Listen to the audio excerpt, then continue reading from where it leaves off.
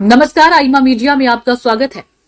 चीन के तियानजिन शहर में जब प्रधानमंत्री नरेंद्र मोदी, चीन के राष्ट्रपति शी जिनपिंग और रूस के राष्ट्रपति व्लादिमीर पुतिन आपस में गर्मजोशी से मिले, तस्वीरें खिंचवाई और मुस्कुराते दिखे तो पहली बार अमेरिका की बेचैनी साफ साफ नजर आई।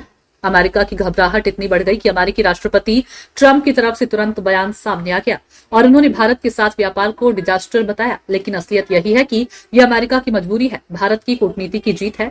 तिनजियांग में आयोजित एससीओ शिखर सम्मेलन केवल डिप्लोमैटिक मीटिंग नहीं थी, यहाँ पर मंच पर बड़ी तस्वीरें सामने आई है। मोदी और शी जिनपिंग की मुस्कुराहट, मोदी पुतिन की कार की सवारी, तीनों नेताओं का एक साथ खड़ा होना, यह सिर्फ नजारा, सिर्फ तस्वीर नहीं बल्कि ग्लोबल जियोपॉलिटिक्स की नई पटकथा बयां करती है।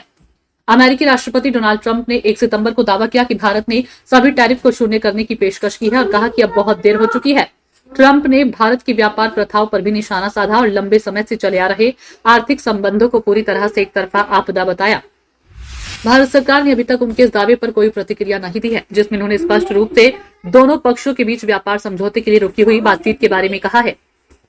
यह अमेरिकी वित्त मंत्री स्कॉट बेसेंट के द्वारा यह तर्क दिए जाने की बामुश्किल 1 हफ्ते बाद आया कि भारत पर उच्च टैरिफ दरें न केवल भारत द्वारा रूसी तेल की खरीद के कारण है, बल्कि व्यापार समझौते के लिए बातचीत में कितना लंबा समय लगा है इस पर भी है।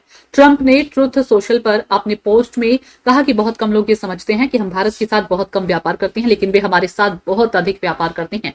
उन्होंने आगे लिखा कि इसका कारण यह है कि भारत ने अब तक हम पर इतने ऊंचे टैरिफ लगाए हैं कि हमारे व्यवसाय भारत में बिक्री नहीं कर पा रही है। ये पूरी तरह से एक तरफा आपदा रही है।